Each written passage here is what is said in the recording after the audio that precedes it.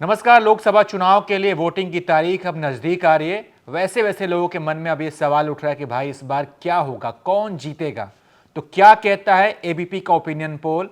हम आज बात करेंगे बिहार की 40 लोकसभा सीटों की कि वहां पर किसका पलड़ा भारी है, कौन आगे निकल रहा है, इंडिया गठबंधन आगे है कि एनडीए आगे।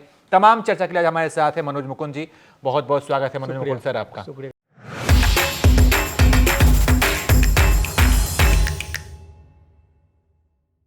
सर पहला सवाल तो यही आपसे कि बिहार में कुल 40 लोकसभा सीट है, तो बहुत तेजी से बताइए कि 40 में से कितनी सीटें जो हैं एनडीए के पास आ रही है और कितनी सीटें जो है वो इंडिया गठबंधन के पास जाती है, आपको दिख रही है। 33-7 33-7 का आंकड़ा किस लिए 33 सीटें जा रही है एनडीए खाते में और 7 सीटें जा रही हैं महागठबंधन के खाते में। वोट शेयर की बात करेंगे तो 51% वोट शेयर जा रहा है एनडीए को, 9% अन्य को और 40% जो है ना महागठबंधन को जा रहा है। अगर पिछली बार से तुलना करें तो नुकसान पिछली बार की तुलना में एनडीए को जो है ना एनडीए को नुकसान हो रहा है। एनडीए को पिछली बार 39 सीटें मिली थी, एक सीट कांग्रेस जीती थी बस। हाँ, एक सीट कांग्रेस जीती थी। इस बार वो आंकड़ा जाके 33 पर रुक जा रहा है अभी तक के रुझानों के हिसाब से। और आरजेडी को कितना फायदा हो रहा है, क्योंकि आरजेडी पिछली बार आरजेडी के पास पिछली बार कोई सीट नहीं थी। हाँ। और इस बार जो है ना आरजेडी को करीब बाइफरकेट करेंगे इन 7 सीटों को, तो इसमें से 5 सीटें आरजेडी जीत रही है, एक सीट पर लेफ्ट को बढ़त है और एक सीट पर कांग्रेस को बढ़त है। तो ये है कुल सीटों का गणित। अब बात करेंगे हर लोकसभा सीटों के हिसाब से कि इस लोकसभा सीट पर कौन आगे है कौन पीछे है। तो चूंकि मेरा गृह जिला बक्सर भी है तो सबसे पहले बक्सर की बात कर लेते हैं कि बक्सर में क्या माहौल है इस बार। देखिए बक्सर में इस बार क्या किया कि बीजेपी ने टिकट काट दिया अश्विनी चौबे का। अश्विनी चौबे 2 बार से वहां से सिटिंग एमपी थे।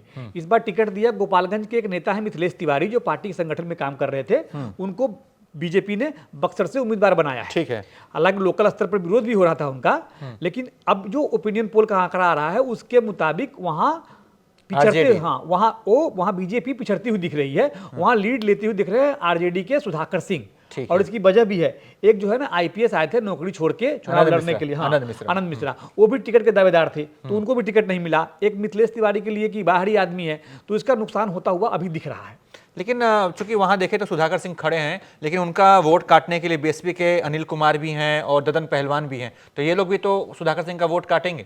हाँ, वो आगे क्या होगा क्या नहीं होगा, अभी तक का जो रुझान दिख रहा है उसके मुताबिक बीजेपी को कैंडिडेट बदलना यहाँ भारी पड़ता हुआ दिख रहा है। ठीक है। इसके अलावा अगर दूसरी सीट की बात करें तो आरा सीट पे क्या कहानी है। आरा सीट पर देखिए, आरा सीट पर क्लोज कॉन्टेस्ट है। आरा सीट पर आरके सिंह बीजेपी के कैंडिडेट है। आरा ऑलरेडी बीजेपी के वो सांसद है, केंद्र में मंत्री हैं। वहां उनका मुकाबला सुदामा प्रसाद जो माले के कैंडिडेट है उनसे हो रहा है। क्लोज फाइट में इस वक्त जो है ना वो आगे चल रहे हैं। ठीक है। और इसके बाद अगर अररिया सीट की बात करें तो अररिया में देखिए, अररिया में राजद ने उम्मीदवार बनाया है वहां पूर्व मंत्री तस्लीमुद्दीन के बेटे शाहनवाज को, और यहाँ एक मास्टर स्ट्रोक करता हुआ दिख रहा है। प्रदीप सिंह वहां से कई टर्म से एमपी हैं बीजेपी के, लेकिन अभी तक का जो एबीपी सी वोटर का जो ओपिनियन पोल है इसमें प्रदीप सिंह पिछड़ते हुए और शाहनवाज आगे निकलते हुए दिख रहे हैं।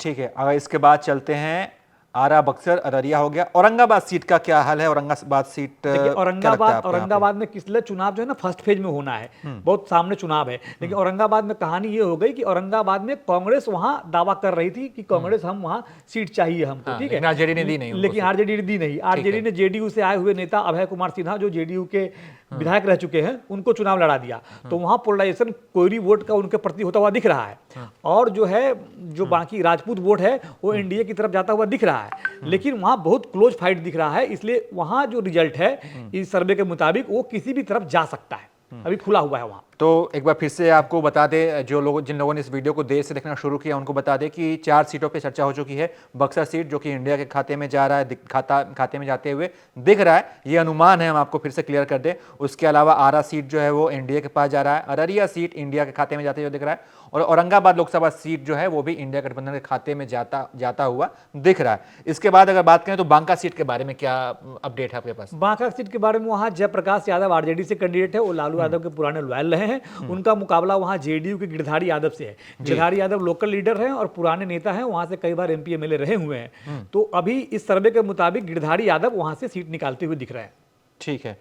इसके अलावा अगर बात बेगूसराय की करें, तो इस बार क्या वहां पे हालात हैं? बेगूसराय में टक्कर नहीं है। बेगूसराय में लेफ्ट ने अवधेश राय को कैंडिडेट बनाया है, जो पूर्व विधायक रह चुके हैं। तो वहां उनका मुकाबला बीजेपी के गिरिराज सिंह से है। और पिछली बार भी त्रिकोणीय मुकाबला हुआ था, उसमें भी गिरिराज सिंह जीते थे। और इस बार भी जो ओपिनियन पोल है उसमें है कि गिरिराज सिंह सीट निकाल लेंगे। मतलब क्लियर कट मेजोरिटी है, मतलब कि चर्चा की कोई बात ही नहीं है। वो नहीं है, हाँ, यहाँ निकलते हुए दिख रहा है। और इसके बाद से अगर भागलपुर लोकसभा सीट की बात करें तो भागलपुर सीट का देखिए, क्या भागलपुर में कांग्रेस ने अजीत शर्मा भूमिहार जाति के कैंडिडेट पर दाव लगाया है। हाँ, जिनकी पुत्री जो है बॉलीवुड हीरोइन है, हाँ, नेहा शर्मा। हाँ। तो वहाँ जो ओपिनियन पोल का आंकड़ा बता रहा है कि उसमें जो है ना, जो जेडीयू का जो मौजूदा सांसद है, जो जेडीयू के मौजूदा एमपी हैं, वो सीट निकालते हुए दिख रहे हैं अभी तक के हिसाब से। लेकिन वहाँ भी सीट मुकाबला जो है ना बहुत कड़ा है। अब वहाँ रिजल्ट में क्या होता है पता नहीं, लेकिन अभी के हिसाब से, सर्वे के हिसाब से वहाँ जेडीयू सीट निकालती हुई दिख रही है। भागलपुर के बाद अगर भागलपुर की बात होगी, इसके बाद अगर दरभंगा की करें तो दरभंगा सीट के क्या आपको लगते हैं? और दरभंगा में बीजेपी ने फिर से उनको उम्मीदवार बनाया है, गोपाल जी ठाकुर को। और उनके सामने आरजेडी से ललित यादव है। आरजेडी ने वहाँ एक प्रयोग किया है, पहले मुस्लिम कैंडिडेट वहाँ उतारते रहे हैं, लेकिन इस बार पहली बार जो है ना यादव कैंडिडेट उतारा है। तो वहाँ लड़ाई नहीं दिख रही है। वहाँ गोपाल जी ठाकुर जो है ना अच्छे खासे एक तरफा जीत रहे हैं। हाँ, वहाँ ओके है। ठीक है। गया लोकसभा सीट भी काफी चर्चाओं में लगता है कि यहाँ पे क्लोज फाइट होने की उम्मीद थी। लेकिन अब आपके जो आंकड़े हैं उसके हिसाब से क्या लग रहा है, गया लोकसभा सीट किसके खाते में जाता हुआ आपको दिख रहा है? गया का जो ओपिनियन पोल का आंकड़ा है वो गया फंसा हुआ दिख रहा है। गया में जीतन राम मांझी उम्मीदवार है, पिछली बार जेडीयू सीट पर जीती थी। और जीतन राम मांझी भी विधायक है और उनके सामने आरजेडी के कुमार सर्वजीत विधायक है। तो मुकाबला दो विधायकों के बीच में है और वहाँ बड़ा टफ फाइट है। तो वहाँ जो है, जो ओपिनियन पोल का आंकड़ा कह रहा है कि वो क्लोज मार्जिन में सीटें हैं, है ना। तो इस तरफ भी जा सकती है, उस तरफ भी जा सकती है। अभी ये हालांकि जीतन राम मांझी को है, मतलब जीतन राम मांझी को फायदा मिलता है, आपको अभी दिख रहा है, इस वक्त दिख रहा है। हाँ, लेकिन अगर यहाँ चुनाव कब, मतदान कब होने हैं? यहाँ फर्स्ट फेज में चुनाव होने, मतलब कि 2 या 3 दिन का वक्त बचा है वोटिंग में। तो यानी आज या कल में जो होना है होगा। बाकी अभी बहुत टफ फाइट है यहाँ पे। और अभी जो हमारा अनुमान कह रहा है कि एनडीए के खाते में जा रहा है, लेकिन यहाँ कुछ भी हो सकता है। ठीक है, अगली सीट पे बात करते हैं, गोपालगंज, जहाँ पे लालू यादव का गृह जिला भी है। तो ये सीट यहाँ पे क्या तो गोपालगंज वीआईपी के खाते में सीट गई है। तो वीआईपी ने भी कैंडिडेट अनाउंस नहीं किया है, लेकिन यहाँ से आलोक कुमार सुरक्षित सीट है। जेडीयू के आलोक सुमन यहाँ से सांसद हैं और फिर पार्टी ने उन्हीं को उम्मीदवार बनाया है। तो आलोक सुमन अभी के हिसाब से किसले सीट निकालते हुए दिख रहे हैं। अच्छा, अब बात उस सीट की जहां से लगभग, तो मतलब कि मुझे लगता है कि चिराग पासवान तो को हारने की संभावना बहुत ही कम है। चिराग पासवान वाली सीट में उस सर्वे में तो ओके दिखा रहा है, ओके दिखा रहा है। लेकिन क्या पशुपतिनाथ पारस का जो गुट है वहां पे क्या कुछ खेल बिगाड़ने दिख रहा है? वो तो क्लियर कट मेजोरिटी दिख रहा है। मार्जिन क्या होगा पता नहीं, लेकिन सर्वे के मुताबिक वो तो क्लियर कट। ठीक है, तो ये हाजीपुर सीट भी इंडिया खाते में जा रही है। जहानाबाद सीट की अगर बात करें तो यहाँ पे क्या हालात हैं? जहानाबाद सीट पर मामला फंस गया है। जहानाबाद सीट पर महागठबंधन को आगे एज दिख रहा है। इसका कारण भी है, जहानाबाद में सुरेंद्र यादव जो है ना पिछली बार बहुत मामूली अंतर से चुनाव हारे थे। और इस बार वहां खेल ये हो गया कि वो भूमिहारों की डोमिनेंट सीट रही है। और यहाँ पिछली बार जेडीयू ने प्रयोग करते हुए चंद्रवंशी को उम्मीदवार बनाया, फिर से इस बार उनको टिकट दिया है। उनका क्षेत्र में विरोध भी हो रहा है। तो वहाँ एक भूमिहार जाति की राजनीति करने वाले नेता है आशुतोष कुमार, जो कि भूमिहार डोमिनेंट इलाका है। तो वहाँ वो इंडिपेंडेंट खड़ा है। तो वो जो वोट काटेंगे, जो नुकसान करेंगे, वो नुकसान करेंगे एनडीए का। तो उसी हिसाब से लग रहा है कि जो नुकसान है और एंटी इनकम्बेंसी है वो वहाँ भारी होता हुआ दिख रहा है। इस कारण से आरजेडी का कैंडिडेट जहानाबाद में सीट निकालता हुआ दिख रहा है। बिल्कुल, आशुतोष कुमार जो कि यहाँ से चुनाव लड़ रहे हैं, वो यहाँ पर एनडीए की मुश्किलें बढ़ा सकते हैं और इसीलिए एक सीट जो है इंडिया के खाते में जाती हुई दिख रही है। इसके बाद अगर बात करें जमुई लोकसभा सीट की, तो यहाँ से चिराग पासवान के जियाजी चुनाव लड़ रहे हैं। तो ये भी यहाँ में लगता है कि ये भी क्लियर कट है, जमुई में ओके दिख रहा है। ठीक है, इसके आगे बढ़ते हैं तो झंझारपुर सीट की क्या स्थिति है? यहाँ पे मुझे लगता है कि यहाँ पे मुकेश सैनी यहाँ से मुकेश सैनी की पार्टी ने कल ही अपना कैंडिडेट अनाउंस किया, सुमन महासेठ को। और वहाँ ऑलरेडी रामप्रीत मंडल जो एमपी है जेडीयू के, वो चुनाव लड़ रहे हैं। लेकिन झंझारपुर सीट भी सर्वे के मुताबिक जाती हुई दिख रही है एनडीए खाते में। ठीक है, अब बात करते हैं काराकाट लोकसभा सीट की, जहां से पवन सिंह चुनाव लड़ रहे हैं। लड़ने की बात आ रही है। ये यहाँ पे बड़ा ये सीट जो है लोगों की चर्चाओं में है खूब। काराकाट फंस गया, उपेंद्र कुशवाहा है वहाँ पे। काराकाट फंस गया है, काराकाट में उपेंद्र कुशवाहा के सामने राजा राम कुशवाहा माले के कैंडिडेट है, लेफ्ट के कैंडिडेट है। दोनों ही कुशवाहा नेता हैं। दोनों कुशवाहा है और दोनों की लड़ाई है वहाँ पर, है ना। कुशवाहा वहाँ इन दोनों की लड़ाई के बीच में पवन सिंह की एंट्री की बात आ गई है। तो यहाँ अभी तक का जो ओपिनियन पोल बता रहा है, तो उसमें यह है कि एनडीए को ये सीट नुकसान झेलना पड़ सकता है। पवन सिंह को कितना वोट शेयर मिल सकता है, क्या कुछ? अच्छा, पवन सिंह चूंकि वहाँ के तो है नहीं, लेकिन अगल बगल पड़ोस के हैं। लेकिन पवन सिंह पावर स्टार हैं, गायक हैं, अच्छी पकड़ रखते हैं नौजवानों में, यूथ में गाना वाना गाकर। तो वो जो भी वोट काटेंगे कास्ट के नाम पर या फिर अपने पर्सनल कैपेसिटी के हिसाब से, तो जो वोट भी काटेंगे वो वोट काटेंगे एनडीए का। तो उससे उपेंद्र कुशवाहा को नुकसान होगा। ठीक है, मतलब 1-2 लाख वोट ले पाएंगे। कितना ले पाएंगे आप डायरेक्टली नहीं कह सकते सीधा सीधा कि कितना ले पाएंगे, लेकिन जो भी काटेंगे 100, 500, 1000, 2000 जो भी काटेंगे। मतलब उपेंद्र कुशवाहा को यहाँ पे अगर इंडिया जो है, आपको ये सीट इंडिया खाते में जाते हुए अगर दिख रही है, तो इसका कहीं ना कहीं पवन सिंह का कनेक्शन है। हाँ, पवन सिंह फैक्टर होंगे। ठीक है, काराकाट लोकसभा की बात हमने कर ली, अब चलते हैं कटिहार पे। कटिहार में आपको क्या दिख रहा है मनोज जी? देखिए, कटिहार में कहानी ये हो गया कि कटिहार में तारिक अनवर को कांग्रेस ने कैंडिडेट बनाया है। हाँ, पिछली बार चुनाव हार गए थे। पिछला चुनाव हार गए थे। अब वहाँ लेटेस्ट क्या हुआ, अशफाक करीम जो है ना, अशफाक करीम वहीं के रहने वाले एक नेता हैं जो राज्यसभा के सांसद थे, वो लालू परिवार के लॉयल थे। अब 2-3 दिन पहले ही उन्होंने क्या किया, पार्टी छोड़ दिया है, बीजेपी ज्वाइन कर लिया, जेडीयू में आ गए। हाँ, अशफाक करीम। तो इसका भी एक इम्पैक्ट होगा। वैसे वहाँ अति पिछड़ी जाति के वोटरों की संख्या अच्छी खासी है, तो दुलाल चंद गोस्वामी वहाँ सीट निकालते हुए दिख रहे हैं। लेकिन यहाँ पे जो क्लोज फाइट होने का पूरा अनुमान है, मतलब कुछ भी हो सकता है यहाँ पे। नहीं, यहाँ मतलब अभी तक के हिसाब से फिर जो सर्वे का जो दोबारा होके आया है उसमें है कि दुलाल चंद गोस्वामी सीट निकाल। ठीक है, खगड़िया सीट के बारे में बताइए। खगड़िया सीट पर जो है वहाँ लेफ्ट का मुकाबला है एलजेपी के कैंडिडेट से, है ना। वहाँ दोनों कैंडिडेट नए हैं, पहली बार चुनाव लड़ रहे हैं। तो वहाँ कहानी ये है कि वहाँ का जो सर्वे बता रहा है उसके मुताबिक खगड़िया सीट पर एलजेपी सीट निकालती हुई दिख रही है। किशनगंज की अगर बात करें तो किशनगंज में देखिए, किशनगंज में मुकाबला त्रिकोणीय है। किशनगंज में मुकाबला त्रिकोणीय इसलिए है कि वहाँ जेडीयू का कैंडिडेट भी है, कांग्रेस का सिटिंग एमपी वो कैंडिडेट है, और वहाँ एमआईएम के मजबूत नेता है अख्तरुल ईमान जो चुनाव लड़ रहे हैं। तो वहाँ त्रिकोणीय मुकाबला है, इसलिए वो सीट जो है ना फंसी हुई दिख रही है। हालांकि कांग्रेस को वहाँ एज दिख रहा है। और अब बात करते हैं मधेपुरा सीट की। मधेपुरा सीट जहां से पिछली बार पप्पू यादव चुनाव लड़ रहे थे, चुनाव नहीं लड़ रहे, तो इस सीट पे क्या आपको लगता है? देखिए, मधेपुरा हो, सुपौल हो, इस इलाके में जो है, इस इलाके में जेडीयू क्लीन स्वीप कर रही है, क्योंकि वहाँ तो जो फीडबैक आ रहा है उसके मुताबिक कैंडिडेट जो है महागठबंधन ने, आरजेडी ने जो कैंडिडेट दिया है, वो जो मौजूदा एमपी हैं, जो मौजूदा सांसद हैं, उसके मुकाबले कमजोर हैं। इसलिए वहाँ उन इलाकों में महागठबंधन को झटका लगता हुआ दिख रहा है, और एनडीए को, जो जेडीयू के कैंडिडेट है, उसको अपर हैंड है, वो आगे। मधुबनी सीट की बात करें, मधुबनी में पिछली बार 4-5 लाख वोट से जीते थे वो अशोक यादव, हुकुमदेव नारायण यादव के बेटे हैं अशोक यादव। वहाँ उनका मुकाबला अली अशरफ फातमी से है। अली अशरफ फातमी जो पहले जेडीयू में ही थे, बहुत पहले आरजेडी में भी थे, फिर जेडीयू में थे, अभी चुनाव से पहले छोड़ के गए हैं, और फिर उनको वो टिकट लेके आए हैं आरजेडी का। ठीक है। तो ऐसे में जो है वहाँ अशोक यादव को एज है, अशोक यादव वहाँ ओके दिख रहे हैं। महाराजगंज सीट की अगर बात करें तो ये सीट भी मुझे लगता है कि इंडिया के खाते में जाती हुई दिख रही है। महाराजगंज में किस मजबूत है, मतलब वहाँ अभी कांग्रेस के खाते में सीट है, कांग्रेस ने कैंडिडेट अनाउंस नहीं किया है। और जनार्दन सिंह सिग्रीवाल लोकल लीडर हैं, पुराने 2 बार से राजपूत जाति के बड़े नेता हैं, और वो 2 बार से चुनाव वहां से जीत रहे हैं ऑलरेडी। तो सर्वे के मुताबिक जब महाराजगंज सीट भी उन्हीं के खाते में जाती हुई दिख रही है। ठीक है, मुंगेर सीट की पे क्या? मुंगेर में ललन सिंह का मुकाबला एक बाहुबली की पत्नी से है, और सर्वे कहता है कि मुंगेर में ललन सिंह आसानी से जीत रहे हैं। ठीक है, जिसको अभी लालू यादव ने टिकट दिया था अशोक महतो की पत्नी को, अनीता महतो को, तो यहाँ पे ललन सिंह जीतते हुए दिख रहे हैं।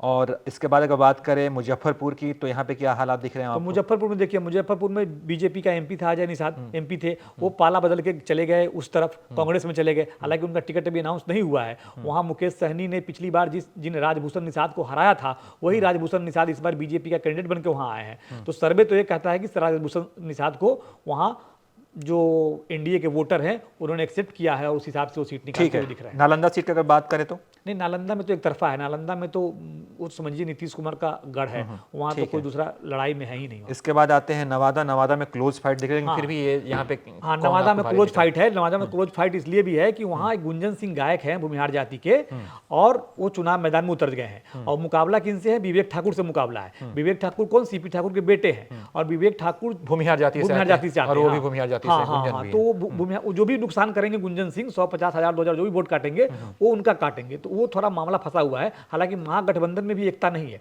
महागठबंधन में अगर आप देखेंगे तो वहाँ श्रवण कुशवाहा को कैंडिडेट बनाने से राजबल्लभ यादव की जो फैमिली है वो नाराज है। तो उनका अलग कंपेनिंग है, और इनका अलग। और यहाँ से जो नवादा से जो बीजेपी ने जो कैंडिडेट दिया विवेक ठाकुर को, मुझे लगता है कि थोड़े से कमजोर कैंडिडेट भी हैं, क्योंकि ये सीपी ठाकुर तो बड़ा नाम है।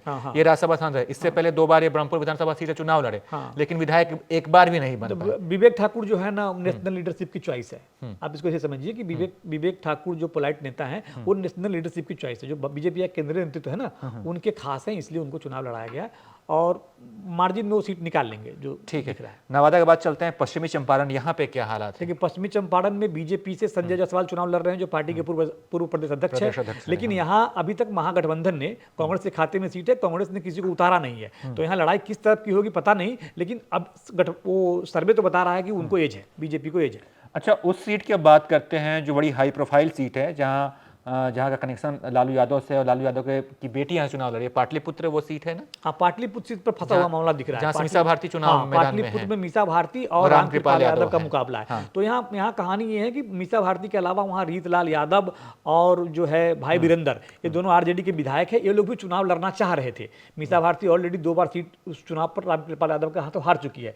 तो रीतलाल यादव और जो भाई वीरेंद्र है वो भी चुनाव लड़ना चाह रहे थे। अब अंदर खाने क्या है, कौन कितना सपोर्ट कर रहा है पता नहीं, लेकिन इस क्लोज मार्जिन में अभी एज दिख रहा है मीसा भारती को। लेकिन 1-2% का वोट का इधर उधर हुआ तो फिर मीसा भारती हार सकती है। और पाटलिपुत्र में वोटिंग कब होनी है, कौन से मुझे लगता है कि पहला चरण तो नहीं है ये, पहला सेकंड थर्ड भी नहीं है, उसके बाद का कोई है बीजेपी। तो मतलब वक्त है, यहाँ कुछ भी हो सकता है, यानी मीसा भारती और रामकृपाल यादव के बीच में पर टक्कर है। उसके बाद ठीक उसके बगल वाली सीट की बात कर लेते हैं, पटना साहिब। तो पटना साहिब में तो भी कांग्रेस ने कैंडिडेट दिया नहीं है और रविशंकर प्रसाद चूंकि जीतते रहे, वो बीजेपी की परंपरागत सीट रही है, तो वहाँ कोई मुकाबला है नहीं है। ठीक है, अब आते हैं पूर्णिया सीट पे जहाँ से पप्पू यादव चुनाव लड़ रहे हैं। तो यहाँ पे क्या दिख रहा है, बीमा भारती और पप्पू यादव, क्या इन दोनों के गेम में ये फायदा वहाँ पे संतोष कुशवाहा उठा ले हाँ, जाएंगे? देखिए दोनों के गेम में फायदा संतोष कुशवाहा को ही होगा, लेकिन कहानी ये है कि बीमा भारती चूंकि जेडीयू से आई है और बीमा भारती जिस जाति की नेता है वो वोट बैंक रहा है जेडीयू का, तो वो अगर बीमा भारती जो भी वोट काटेंगी तो कोई जरूरी नहीं है कि वो सिर्फ आरजेडी का नुकसान करेगी, वो जेडीयू का भी नुकसान करेगी। इसीलिए सर्वे में सीट फंसी हुई दिख रही है। तो फंसी हुई सीट दिख रही है, बहुत क्लोज मार्जिन में है। संतोष कुशवाहा को एज है, लेकिन अगर बीमा भारती जो भी वोट काटेगी उसमें से बहुत सारा वोट जो होगा वो होगा आपको जेडीयू का, इस लिहाज से उनको नुकसान हो सकता है संतोष कुशवाहा को। इसीलिए बहुत क्लोज मार्जिन है यहाँ पर मुकाबले का। अगर पूर्वी चंपारण सीट की बात करें इसके बाद से पूर्णिया के बाद, तो वहाँ पे क्या हालात दिख रहे हैं? पूर्वी चंपारण में राधा मोहन सिंह कैंडिडेट है बीजेपी के, वो बीजेपी के इलाके में भीष्म पितामह है। अभी वहाँ वीआईपी ने किसी को कैंडिडेट दिया नहीं है। अब वहाँ कौन कैंडिडेट देगा पता नहीं, लेकिन जो भी कैंडिडेट होगा वो राधा मोहन सिंह की कद की तुलना में बहुत ही कमजोर होगा। अच्छा, यहाँ से मनोज एक और चर्चित नाम है, मनीष कश्यप भी चुनाव लड़ रहे हैं, तो क्या कुछ वोट ले पाएंगे? कुछ वो देखिए, सोशल मीडिया का चेहरा होना अलग चीज है और ग्राउंड पर नेता बनना अलग चीज है, दोनों दो चीज है। ठीक है, समझिए इसको। तो सोशल मीडिया अलग चीज़ है, सोशल मीडिया का फॉलोवर अलग चीज़ है और ग्राउंड पर जो लोग वोट देते हैं उसका मामला अलग है। तो बहुत बड़ा इंपैक्ट नहीं है मनीष कश्यप का। तो आपका जो आंकड़ा है वो क्या कहता है, पूर्वी चंपारण में कितनी बड़ी लीड आप एनडीए को लेते हुए देख रहे हैं? पूर्वी चंपारण में अगर राधा मोहन सिंह के खिलाफ किस जाति का कैंडिडेट आता है इसको भी देखना पड़ेगा। अगर वैश्य जाति का कैंडिडेट आता है तो फिर फाइट तगड़ी होगी, लेकिन वैश्य के अलावा कोई और जाति का कैंडिडेट आता है तब तो फिर राधा मोहन सिंह एक तरफा चुनाव जीत जाएंगे। समस्तीपुर की बात करें तो समस्तीपुर के सर्वे के मुताबिक शांति भी चुनाव जीत रही है वहाँ पर। एनडीए को मतलब बढ़त है एनडीए यहाँ को, पे। हाँ, अशोक चौधरी की बेटी है, उनको टिकट दिया लोजपा ने, वो चुनाव जीत रही है। वहाँ से भी कांग्रेस ने कैंडिडेट अनाउंस नहीं किया है। हम आपको फिर से बता दें कि ये सर्वे पर आधारित हम लोग बातचीत कर रहे हैं, तो ये सिर्फ एक अनुमान है, जो रिजल्ट आएगा वो कुछ भी हो सकता है। अगली सीट की बात करें, सारण लोकसभा सीट, ये यहाँ पे क्या गणित दिखता है? सारण में रोहिणी आचार्य आरजेडी की कैंडिडेट है, सामने में राजीव प्रताप रूडी है। राजीव प्रताप रूडी लोकल लीडर है और उनका पब्लिक कनेक्ट जो है ना बहुत ज़्यादा है। तो रोहिणी कोशिश कर रही है, लेकिन हमारा सर्वे कहता है कि रोहिणी की अपेक्षा राजीव प्रताप रूडी ज्यादा मजबूत है। क्या बहुत ज्यादा मजबूत है या फिर हम नहीं, बहुत ज्यादा मजबूत दिख रही हैं, ज्यादा मजबूत? राजीव प्रताप रूडी ज्यादा मजबूत दिख रहा है। जी जी, ठीक है, मतलब रोहिणी आचार्य को थोड़ा सा और मेहनत करने की आवश्यकता है हमारे सर्वे के हिसाब से। आगे बढ़ते हैं, सासाराम लोकसभा सीट का की क्या कहानी है? सासाराम में क्लोज फाइट हो गया। सासाराम में अभी कांग्रेस ने कैंडिडेट दिया नहीं है, लेकिन वहाँ बीजेपी ने पूर्व सांसद पूर्व केंद्रीय मंत्री मुनीलाल राम के बेटे सीवेश राम को कैंडिडेट बनाया है। तो यहाँ अभी कैंडिडेट दिया नहीं है, लेकिन सीट फंसी हुई दिख रही है। ठीक है, शिवहर सीट की अगर बात करें तो अब शिवहर में कहानी ये हो गई कि लवली आनंद जेडीयू की कैंडिडेट है और उनके मुकाबले आरजेडी से जो है कैंडिडेट है रितु जायसवाल। तो रितु जायसवाल पॉपुलर लीडर हो गई है वहाँ उस इलाके में। तो लवली आनंद को वहाँ रितु जायसवाल से कड़ी टक्कर मिल तो रही है, लेकिन हमारा सर्वे कहता है कि चूंकि राजपूत डोमिनेंट इलाका है और फॉरवर्ड वोटर जो है ना एकजुट है लवली आनंद के साथ, तो लवली आनंद वो सीट को निकालती हुई दिख रही है। ठीक है, इसके बाद सीतामढ़ी सीट की क्या कहानी? सीतामढ़ी सीट पर एक तरफा जीत है, वहाँ कोई लड़ाई नहीं है, वहाँ देवेश चंद्र ठाकुर एक तरफा जीत रहे हैं। सीवान? हाँ, सीवान में अभी कल ही अवध बिहारी चौधरी को आरजेडी ने टिकट दिया है और ऑलरेडी वहाँ से हिना साहब इंडिपेंडेंट कैंडिडेट है और रमेश कुशवाहा जो कि जिनको एलजेपी से तोड़कर नीतीश कुमार अपनी पार्टी में जेडीयू में लेके आए हैं, उनको उनकी पत्नी को कैंडिडेट बनाया है विजय लक्ष्मी कुशवाहा को। तो सर्वे तो कहता है कि विजय लक्ष्मी कुशवाहा उस सीट को निकालती हुई दिख रही है। ठीक है, सुपौल सीट की अगर बात करें तो सुपौल के बारे में मैंने पहले बताया कि जो मधेपुरा सुपौल का इलाका है उस इलाके में जेडीयू बहुत ही प्रोमिनेंट मजबूत स्थिति में, तो वहाँ कोई नुकसान नहीं है। उजियारपुर में नित्यानंद राय कैंडिडेट है, तो नित्यानंद राय का मुकाबला आरजेडी के आलोक मेहता से है, तो नित्यानंद राय को दिक्कत नहीं है उस सीट पर। अगर वैशाली सीट की बात करें, हाँ, वैशाली सीट पर जो सर्वे कह रहा है उसमें कह रहा है कि बीना सिंह को एज है अभी के हिसाब से, लेकिन उनका मुकाबला वहाँ लड़ाई भूमिहार वर्सेज राजपूत हो गई। वहाँ राजपूत से बीना देवी कैंडिडेट है एलजेपी से और आरजेडी ने पहली बार भूमिहार कैंडिडेट को टिकट दिया है मुन्ना शुक्ला को बहुत दिनों के बाद, वैशाली में तो उन्होंने पहली बार दिया है। तो वहाँ लड़ाई तो है, लेकिन सर्वे कह रहा है कि वहाँ बीना सिंह चुनाव जीत सकती है, यहाँ चुनाव लास्ट फेज में। और वाल्मीकि नगर अगर लोकसभा सीट की बात की जाए तो आपको क्या लगता है? तो वाल्मीकि नगर में देखिए, बैद्यनाथ प्रसाद महतो एक नेता हुआ करते थे, नीतीश कुमार के करीबी थे, नीतीश सरकार में मंत्री हुआ करते थे, एक बार एमपी भी रहे, बीच में उनका देहांत हो गया तो उनके बेटे को टिकट दिया गया। उनका बेटा अभी एमपी है और उनके खिलाफ एक बीजेपी के नेता हुआ करते थे दीपक यादव। अब दीपक यादव भी 7 तारीख को ही पार्टी छोड़ के ज्वाइन किए हैं आरजेडी में, तो वो चीनी मिल के मालिक हैं, तो उनको टिकट दिया गया है। तो जो सर्वे है उसके मुताबिक वाल्मीकि नगर सीट जेडीयू जीतती दिख रही है।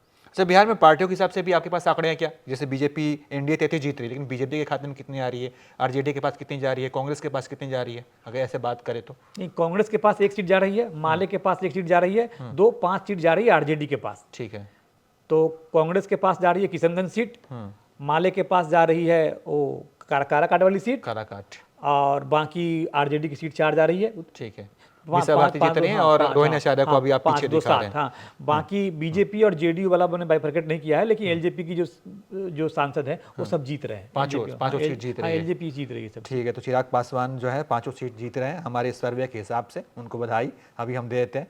तो कुल मिला के बिहार के हमने सभी सीटों पर चर्चा की, जिसमें से कि हमने बताया कि 40 सीटों पे चर्चा हुई है, जिसमें जो सर्वे कह रहा है उस हिसाब से एनडीए के खाते में 33 सीटें, 7 सीटें जो है इंडिया गठबंधन के खाते में जा रही है। और एक बार फिर से सारी सीटों का नाम ले लूंगा, कौन सी सीट इसके पास जा रही है। सबसे पहले बात हमने बक्सर की, जो बक्सर से यहाँ पर इंडिया गठबंधन के खाते सुधाकर सिंह चुनाव जीतते हुए दिख रहे हैं इस सर्वे के हिसाब से। आरा एनडीए के खाते में जाती दिख रही है, अररिया एनडीए माफ कीजिएगा, Aurangabad India, Banka NDA, Begusarai NDA, Bhagalpur NDA, Darbhanga NDA, Gaya NDA, Gopalganj NDA, Hajipur NDA, Jehanabad India, Jamui NDA, Jhanjharpur NDA, Karakat India, Katihar NDA, Khagaria NDA, Kishanganj India, Madhepura NDA, Madhubani NDA, Maharajganj NDA, Munger NDA, Muzaffarpur NDA, Nalanda NDA, Nawada NDA, Pashchimi Champaran NDA, Pataliputra India, Patna Sahib NDA, Purnia NDA, Purvi Champaran NDA, Samastipur NDA, Saran NDA, Sasaram NDA, Sheohar NDA, Sitamarhi NDA, Siwan NDA, Supaul NDA, Ujiarpur NDA,